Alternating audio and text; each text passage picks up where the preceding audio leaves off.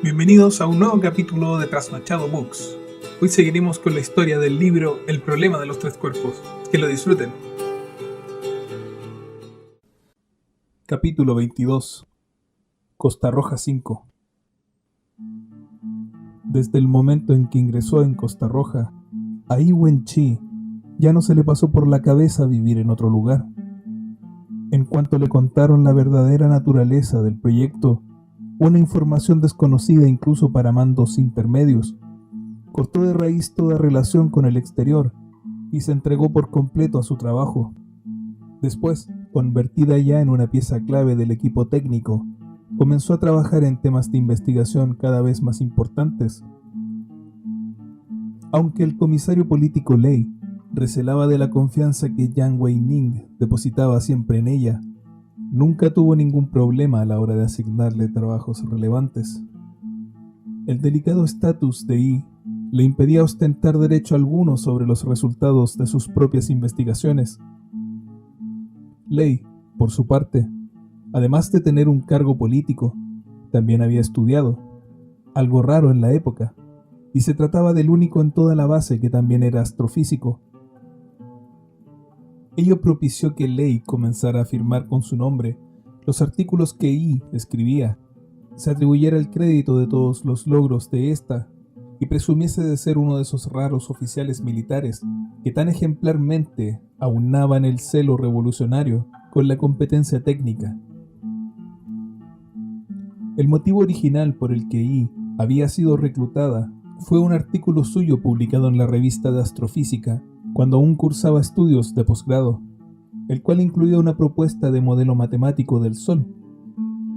Comparado, por ejemplo, con la Tierra, el Sol constituía un sistema físico mucho menos complejo, compuesto principalmente por dos elementos, hidrógeno y helio. Además, sus procesos físicos podían ser violentos, pero siempre bastante simples. Básicamente, la fusión de hidrógeno en helio. Teniendo todo eso en cuenta, era muy probable que un modelo matemático fuese capaz de describirlo exhaustivamente. El artículo profundizaba muy poco, pero Lei y Yang vieron en él una esperanza para solucionar un problema que afectaba al sistema de monitorización de Costa Roja de forma recurrente: las interferencias solares. Cuando la Tierra, un satélite artificial, y el Sol se alineaban, este último siendo, como era, una enorme fuente de radiación electromagnética, ofuscaba la señal emitida por el satélite en dirección a la Tierra. Se trataba de un problema que incluso en pleno siglo XXI seguía sin resolverse del todo. En el caso de Costa Roja, la fuente de la interferencia seguía siendo el Sol, pero las fuentes de transmisión a las que afectaba no orbitaban alrededor de la Tierra, sino que se hallaban en el espacio exterior. Por eso las interferencias sufridas eran más frecuentes y también más graves que las que solían afectar a los satélites de comunicaciones. Por si fuera poco, como para su construcción se había contado con un presupuesto mucho menor que el inicialmente previsto, Costa Roja solo disponía de una antena, que los sistemas de transmisión y de monitorización debían usar por turnos. La consecuente reducción del número de horas disponibles para la monitorización agravaba el problema que suponían las interferencias. La idea que Yang y Lei tenían para eliminarlas era simple: tratar de determinar el espectro de frecuencia y las características de la radiación solar en el rango monitorizado, a fin de poder filtrarla digitalmente. En una época como aquella, con tanto ignorante liderando sobre quienes realmente sabían, que ambos tuvieran formación técnica podía considerarse una gran suerte. Sin embargo, ni Yang era especialista en astrofísica, ni Lei, que en su día había escogido el camino de la política en detrimento de su carrera científica, tenía conocimientos lo bastante especializados.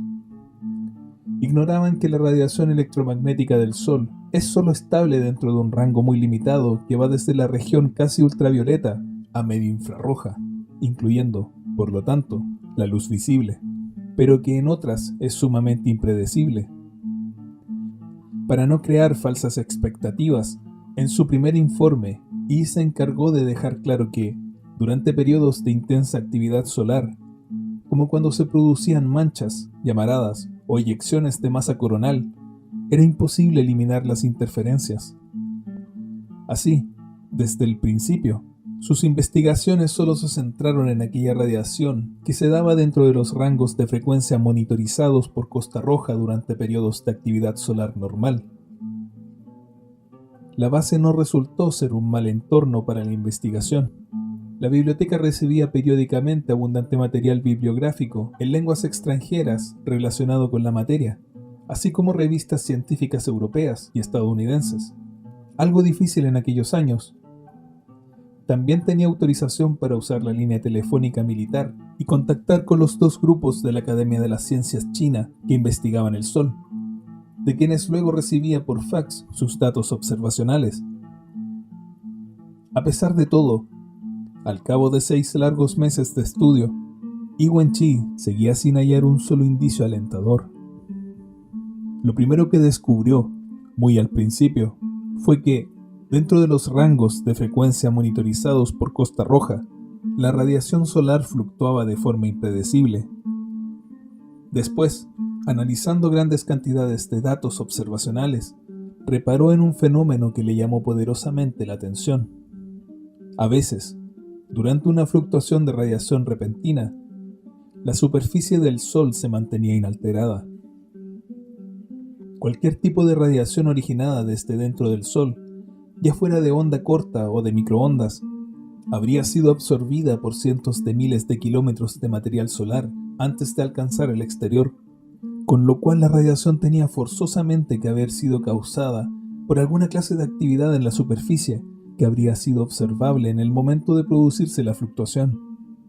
¿Por qué entonces no se registraban perturbaciones? ¿Qué era lo que causaba aquellos cambios repentinos en un rango de frecuencia tan concreto? Cuanto más vueltas le daba, más misterioso le parecía. Vencida por las circunstancias, terminó decidiendo abandonar. Redactó un último informe en el que reconocía su incapacidad para resolver el problema. No esperaba que fuera recibido con demasiados aspavientos, pues ya eran varios los investigadores de distintas universidades y de la Academia de las Ciencias China que habían fracasado tras ser consultados por el ejército. Sin embargo, Yang, confiando en su extraordinario talento, se empeñó en que lo intentara una vez más. Lei accedió enseguida por un motivo muy simple.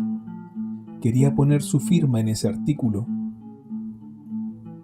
Un tema tan teórico como aquel era ideal para cimentar su reputación. Con la tormenta de la revolución cultural amainando, el perfil que se esperaba de un dirigente del partido comenzaba a ser distinto, y había una gran demanda de hombres como él, políticamente maduros, y que, además, poseyeran una sólida trayectoria académica. Ante tan prometedor futuro, le daba igual que el problema de las interferencias solares se resolviera. Y nunca llegó a entregar aquel informe. Se le ocurrió que si detenía esa investigación, la biblioteca dejaría de recibir todo aquel material sobre astrofísica que tanto apreciaba. De modo que decidió seguir investigando de forma oficial, mientras en realidad se dedicaba a perfeccionar su modelo matemático del Sol. Una noche, como de costumbre, ella era la única que quedaba en la fría sala de lectura de la biblioteca de la base. Acababa de terminar un complicado y tedioso cálculo matricial, y tenía frente a ella, esparcidos sobre la mesa, un sinfín de documentos y revistas abiertas. Tras echarse aliento sobre las manos para calentarlas, cogió el último número de la revista de astrofísica para distraerse un rato. Al hojearlo, le llamó la atención una breve nota acerca de Júpiter. En el artículo, una nueva y poderosa fuente de radiación en el sistema solar, de nuestro número anterior, el Dr. Harry Peterson, del Observatorio Astronómico de Mount Wilson, publicaba una serie de datos obtenidos de forma accidental mientras se hallaba observando la precisión de Júpiter el 12 de junio y el 2 de julio del presente año. fechas en que detectó fuertes emisiones de ondas de radio electromagnéticas de 81 y 76 segundos de duración respectivamente. Entre otros parámetros, los datos incluían los rangos de frecuencia de la radiación. Asimismo, Peterson describía brevemente ciertos cambios que observó en la Gran Mancha Roja durante las emisiones de onda de radio, descubrimiento que despertó un gran interés en la comunidad astronómica. En este número publicamos un artículo de G. Mackenzie en el que sostiene que el fenómeno es un claro signo de que en el núcleo de Júpiter ha dado comienzo un proceso de fusión. En el próximo número publicaremos un artículo de Inoue Kumoseki en el que su autor atribuye las emisiones de onda de radio a un mecanismo más complicado, el movimiento de las capas de hidrógeno metálico, y da una descripción matemática completa. Y recordaba perfectamente aquellas dos fechas que mencionaban. En ambas, el sistema de monitorización de Costa Roja había recibido fuertes interferencias procedentes del Sol. Cuando consultó el dietario, comprobó que la memoria no le fallaba.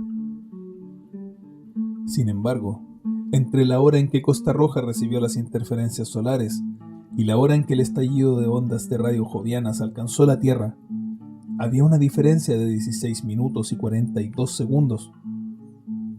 Esos 16 minutos y 42 segundos son clave, pensó. Tratando de mantener la compostura, fue a pedirle a la bibliotecaria que obtuviera del Observatorio Nacional las efemérides de Júpiter y la Tierra en esas dos fechas. Dibujó en la pizarra un gran triángulo en cuyos vértices colocó a la Tierra, al Sol y a Júpiter.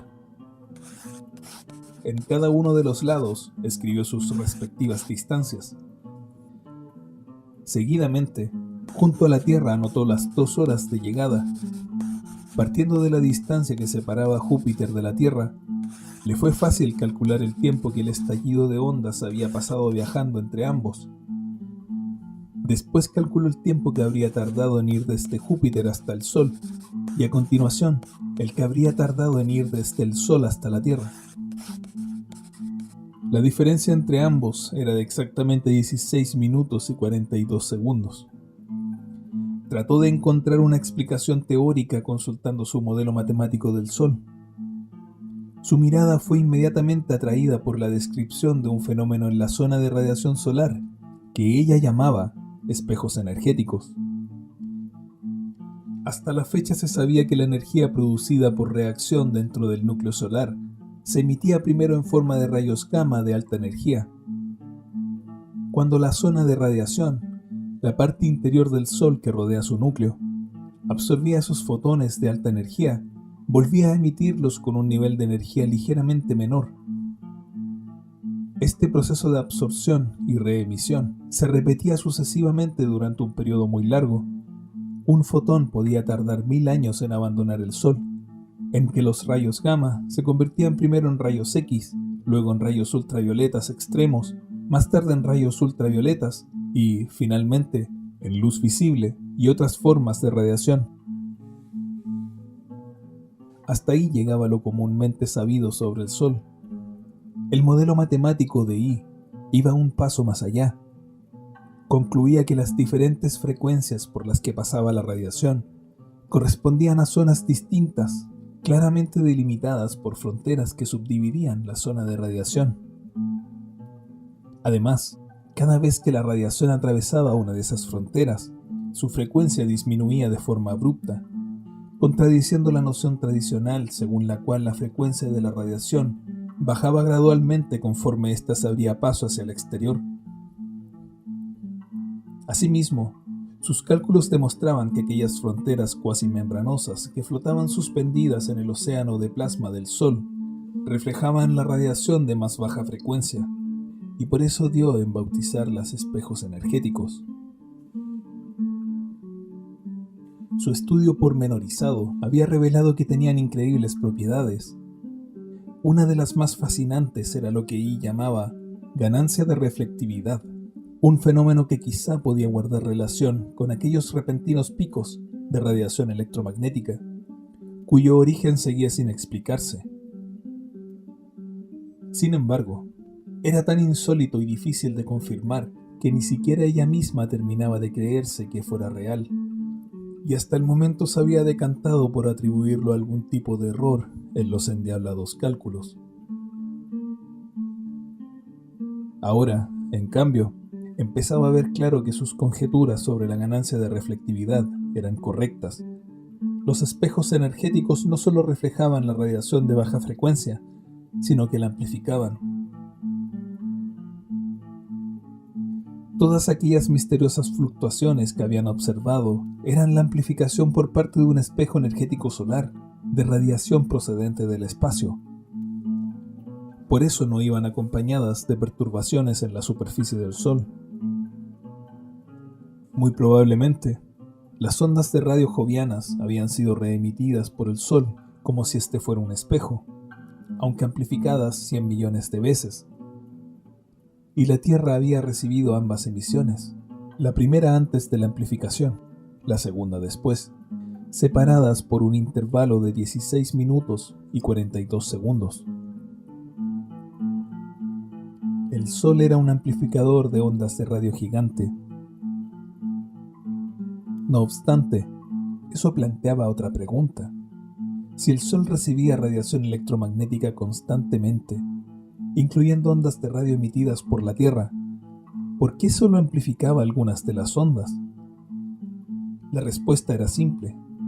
Aparte de que los espejos energéticos eran selectivos en cuanto a las frecuencias que reflejaban, la razón principal era el efecto escudo de la zona de convección solar. Esa zona, en constante ebullición, formaba la capa líquida más exterior del Sol y estaba situada por encima de la zona de radiación. Cualquier onda de radio procedente del espacio debía penetrarla antes de alcanzar los espejos energéticos situados en la zona de radiación y poder ser reflejada y amplificada. Además, para conseguirlo, debía superar un determinado umbral de potencia que la gran mayoría de ondas de radio de la Tierra no alcanzaba, pero sí el estallido de ondas jovianas, así como la potencia de transmisión máxima de Costa Roja. El problema de las interferencias solares seguía sin solucionarse, pero se abría una nueva y apasionante posibilidad, que la humanidad llegara a usar el Sol a modo de superantena para enviar ondas de radio al universo. Tales ondas serían enviadas con toda la potencia de aquel, cientos de millones de veces mayor que la potencia de transmisión total de la Tierra. La civilización terrestre estaría en condiciones de transmitir al mismo nivel que una civilización de tipo 2 en la escala de Kardashev. El paso siguiente era comparar las gráficas de onda de las interferencias del Sol con las emisiones provenientes de Júpiter. Si coincidían, la hipótesis de I estaría un paso más cerca de ser confirmada. Presentó una petición formal para contactar a Harry Peterson y obtener las gráficas de onda de las dos emisiones jovianas. Se trataba de un asunto extremadamente complicado, pues había que hallar los canales de comunicación adecuados y enfrentarse a montañas de burocracia. Además, corría el riesgo de que al mínimo error la acusaran de espionaje, de modo que a partir de entonces todo cuanto podía intentar por esa vía ya estaba hecho, y no le quedaba más remedio que sentarse a esperar. Sin embargo, existía otro camino mucho más directo de probar su hipótesis. Costa Roja era capaz de transmitir ondas de radio directamente hacia el Sol, a una potencia que excedía el umbral requerido para acceder a los espejos energéticos. Y pidió autorización para ello, aunque aduciendo otros motivos. No se atrevió a confesar sus verdaderas intenciones porque eran demasiado audaces e inverosímiles, y con toda seguridad le habrían denegado el permiso. Alegó que quería hacer un experimento relacionado con sus investigaciones sobre el Sol, usar el sistema de transmisión de Costa Roja a modo de radar de exploración solar a fin de analizar sus ecos y así obtener información sobre la radiación solar. No era nada fácil engañar a Ley y a Yang, pero el experimento tenía precedentes reales en la investigación solar occidental y, de hecho, resultaba técnicamente más sencillo que las exploraciones mediante radar de planetas telúricos que ya se estaban realizando. Wen-Chi, te estás volviendo a extralimitar, le dijo el comisario político Lei. Tu trabajo debe centrarse en lo teórico. No hace falta que te compliques más. Pero existe la posibilidad de que hagamos un gran descubrimiento. Solo esta vez. Imploró ella. ¿De acuerdo? Comisario Lei, intervino entonces Yang. Quizá deberíamos intentarlo, aunque solo fuera una vez. A nivel operacional no parece demasiado complicado. Recibir los ecos de la transmisión tomaría, a lo sumo, poco más de 10 minutos, dijo Lei, terminando la frase con expresión de fastidio. Tiempo de sobra para transicionar del modo de transmisión al de monitorización. Lei negó con la cabeza. Sé muy bien que es técnica y operativamente posible, pero... ¡Ay, ingeniero! Tú y tu falta de perspicacia. ¿Cómo es posible que no te hayas parado a pensar en el simbolismo de... ¿Queréis disparar al sol rojo en el centro de nuestros corazones? Yang e Yi enmudecieron al instante, estupefactos no porque pensasen que la observación era ridícula, sino por todo lo contrario. Estaban sobrecogidos por no haber caído en la cuenta ellos mismos.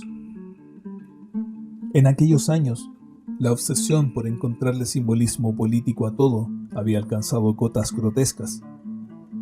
Algunos miembros de la Guardia Roja habían llegado a proponer que, al marchar en formación, solo se permitiera girar hacia la izquierda y que el significado de las luces de los semáforos se invirtiera de forma que no fuera el verde, sino el rojo de la revolución, el que permitiera seguir avanzando. El siempre diplomático primer ministro Zhou Enlai se encargó de disuadirlos. En una esquina del billete de un yuan había dibujado un grupo de campesinos, y el que llevaba una pala figuraba por encima del que empuñaba una hoz, lo cual se interpretó como un deseo velado por parte del dibujante de erradicar el régimen comunista, y desató una brutal persecución en su contra. A un hombre que tenía un retrato del gran timonel colgado en la pared de su casa, se le ocurrió añadirle un marco de su creación, y por ello pasó casi 10 años en prisión.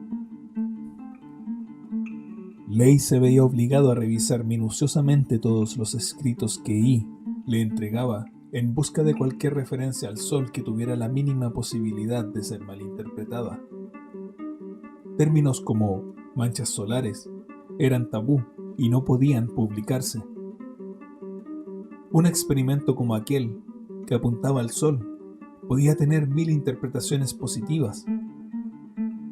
No obstante, si alguien veía en él el menor indicio de ofensa al gran líder, las consecuencias serían desastrosas para todos ellos.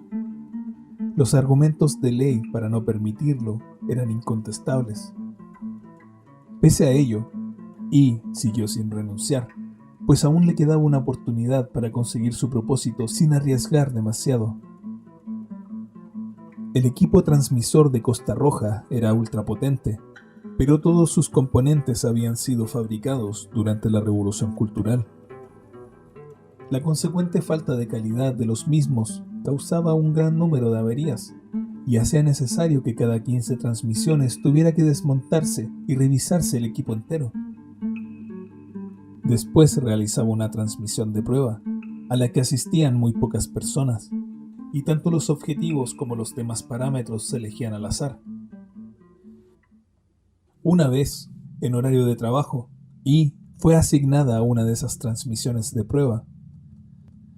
Como en tales ocasiones solían omitirse muchos pasos, solo había 5 personas además de ella. 3 estaban muy poco cualificadas y se limitaban a seguir órdenes sin saber apenas nada sobre el funcionamiento del equipo. Las otras 2 eran un técnico y un ingeniero, ambos demasiado cansados tras 2 días de trabajo para estar atentos. Lo primero que hizo Yi fue ajustar la potencia de la transmisión de prueba a la máxima permitida por las capacidades del sistema de Costa Roja, y así exceder el umbral requerido. Seguidamente, ajustó la frecuencia al valor en que tenía más posibilidades de ser amplificada por los espejos energéticos y, después, con el pretexto de poner a prueba los componentes mecánicos de la antena, la apuntó al sol poniente e inició la transmisión. El contenido fue el habitual. Era una despejada tarde de otoño de 1971. En el futuro, siempre que la rememorara, no recordaría ninguna emoción en particular, a excepción del nerviosismo con que ansiaba que la transmisión finalizase. En primer lugar, temía que sus colegas la descubrieran. Aunque había preparado varias excusas con que escudarse, seguía siendo muy difícil justificar el uso de la máxima potencia en una transmisión de prueba, porque causaba un desgaste innecesario de los componentes. En segundo lugar, el equipo de posicionamiento del sistema de transmisión de Costa Roja no estaba diseñado para apuntar al sol de forma directa, y sintió cómo la lente se iba calentando por momentos. Si terminaba quebrándose, se habría metido en un buen lío. Como el sol se estaba poniendo, tuvo que seguirlo de forma manual. La antena de Costa Roja se dedicaba a imitar la lenta trayectoria del astro rey, como lo habría hecho un girasol gigantesco. Para cuando el piloto rojo que indicaba el final de la transmisión se hubo encendido, y estaba bañada en sudor.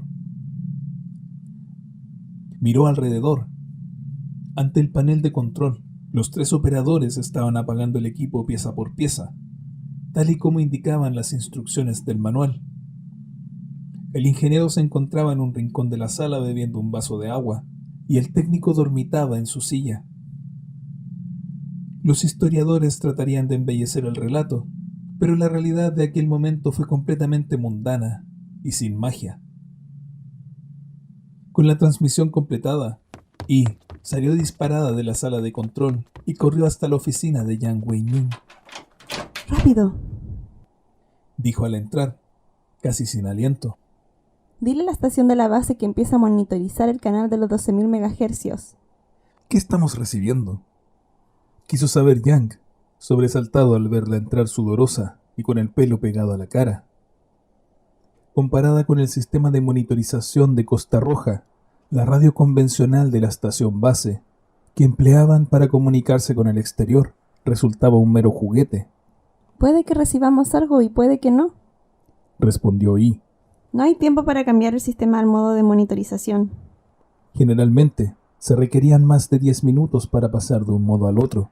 Ahora que estaba siendo revisado, varios módulos del sistema de monitorización se hallaban desmontados y era imposible recomponerlo a tiempo. Yang Wei-ning la miró de arriba abajo. Al cabo de un instante cogió el teléfono y ordenó a la oficina de comunicaciones que hicieran lo que ella había dicho. Para que una radio con tan baja sensibilidad pueda recogerla, los extraterrestres tienen que estar enviándonos la señal desde la luna, bromeó él. Viene del sol. Apuntó Wen-chi. Al otro lado de la ventana, un sol rojo como la sangre terminaba de desaparecer por detrás de las montañas. ¿Has usado los sistemas de Costa Roja para enviar una señal al sol?, susurró Yang, visiblemente nervioso. Y asintió con la cabeza. No se lo cuentes a nadie. Pidió. Esto no volverá a repetirse nunca, nunca. Miró hacia la puerta para asegurarse de que seguía cerrada, y asintió nuevamente. ¿Y todo para qué?, dijo Yang. Con lo débil que será el eco, estará muy por debajo de la sensibilidad de una radio convencional. No. Si estoy en lo cierto, recibiremos un eco extremadamente fuerte. Siempre que la potencia de transmisión exceda cierto umbral, el Sol será capaz de amplificar la señal 100 millones de veces. Yang la miró con extrañeza y ella no dijo nada más. Aguardaron en silencio durante un largo rato. Él escuchó la respiración y el latido del corazón de Yi, y en ese momento sintió cómo volvían los sentimientos que llevaba años reprimiendo. Solo tuvo las fuerzas para contenerse y esperar. 20 minutos más tarde, Yang cogió el teléfono, llamó a la oficina de comunicaciones e intercambió un par de frases. No han recibido nada, dijo mientras colgaba, y exhaló un largo suspiro. Luego, con gesto amargo, asintió. El que sí ha respondido es aquel astrónomo norteamericano, dijo Yang, enseñándole un grueso sobre cubierto de sellos y precintos aduaneros. Y lo abrió y leyó la carta de Harry Peterson en diagonal. En ella le contaba que nunca había imaginado que pudiera tener colegas en China que se dedicaran al estudio del electromagnetismo planetario, y que estaba ansioso por colaborar e intercambiar más información. En la carta adjuntaba 2 grandes bloques de folios, fotocopias de los gráficos de ondas del estallido de ondas de Júpiter completos. Habría que juntarlas. Tomó las docenas de fotocopias y comenzó a alinearlas sobre el suelo en 2 grandes columnas. Cuando iba por la mitad, se detuvo. Estaba tan familiarizada con los gráficos de onda de las interferencias solares que a simple vista advirtió que no coincidían con aquellos. Acto seguido, comenzó a recoger las fotocopias del suelo. Yang se agachó para ayudarla. Al acercarle los papeles que había recogido, vio que esa mujer a la que tanto amaba sonreía. Pero era una sonrisa tan amargamente triste que le rompió el corazón. ¿Qué te ocurre?, le susurró, sin darse cuenta de que era la primera vez en su vida que le hablaba con aquella confianza. Nada, contestó ella, volviendo a sonreír. Es como si me hubieran despertado de un sueño. Cogió las fotocopias y el sobre y salió de la oficina. Cuando llegó a su habitación, buscó la fiambrera y se fue a la cantina. A esa hora, en que solo quedaban panecillos servidos y verdura encurtida, los malhumorados trabajadores le dijeron que tenían que cerrar. Así que se fue, fiambrera en mano, a comerse los panecillos fríos al pie del acantilado. Para entonces el sol ya se había puesto. Las montañas del Gran Khingan eran un borrón tan gris como la vida de Iwenchi. Cuando uno vivía sumido en aquel gris desesperante, los sueños podían parecer especialmente vívidos y coloridos.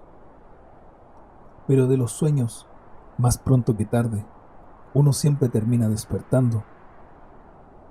Eran como el sol, que al día siguiente siempre volvía a salir, pero nunca traía nuevas esperanzas. De pronto, tuvo la amarga certeza de que el resto de su vida iba a ser un interminable y anodino desierto gris. Con lágrimas en los ojos, se forzó a volver a sonreír y continuó masticando panecillos. Ignoraba que, en ese momento, el primer mensaje de la civilización terrestre que iba a oírse en el espacio se extendía por el universo a la velocidad de la luz tras haber partido del Sol. Era una onda de radio con toda la potencia de una estrella que, como una ola majestuosa, rebasaba ya la órbita de Júpiter. E ignoraba también que justo entonces, en la frecuencia de los 12.000 megahercios, el Sol era la estrella más brillante en toda la Vía Láctea.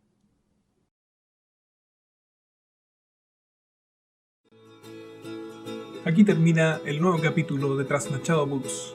Recuerde dejar un me gusta, compartir y suscribirse a nuestro canal. Síganos en Facebook. Hasta la próxima.